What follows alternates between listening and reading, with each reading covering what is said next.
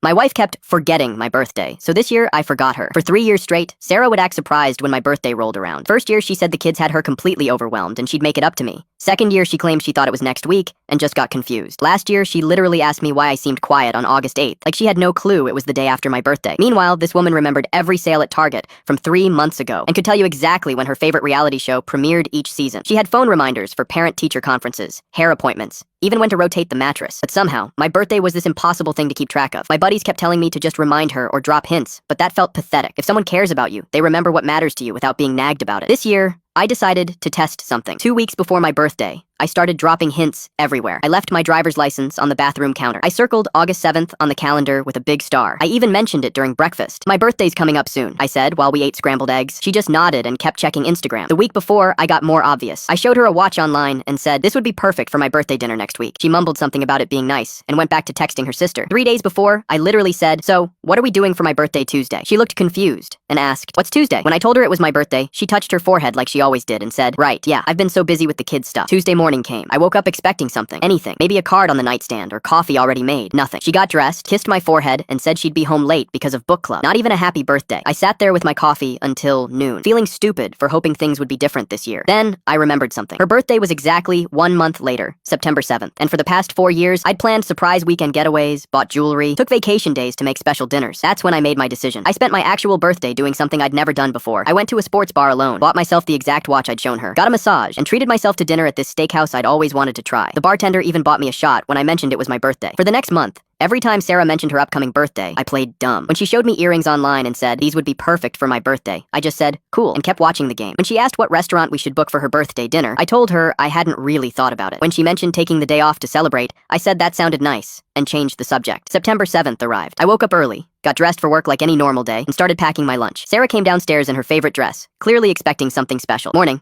I said, not looking up from my coffee. It's my birthday, she said, waiting for my reaction. I looked up, pretended to think for a second, then snapped my fingers. Oh, right. Happy birthday, babe. Have a good day. Her face went through about 5 different emotions. Confusion, hurt, disbelief, then this weird panic. That's it? You're not taking the day off? We don't have dinner plans? I shrugged, grabbing my keys. I've been super busy with work stuff lately. Haven't really had time to plan anything. When I got home that night, she was sitting on the couch, looking devastated. You really forgot my birthday, she said quietly. I didn't forget, I replied. I just figured if birthdays aren't important enough to remember without reminders, and maybe we shouldn't make such a big deal about them. The realization hit her like a truck. Her eyes went wide, and she stared at me for a few seconds, before finally saying, this is about your birthday, isn't it? What about my birthday? I asked innocently. She covered her face with her hands. I've been a complete idiot. Yeah, I said. You have been. The next morning, I woke up to balloons tied to the bedroom door, leading to the kitchen, where she'd made my favorite pancakes and had a wrapped box sitting next to my orange juice. Inside was a vintage baseball card I'd been hunting for years. I know I can't undo the past 3 years, she said.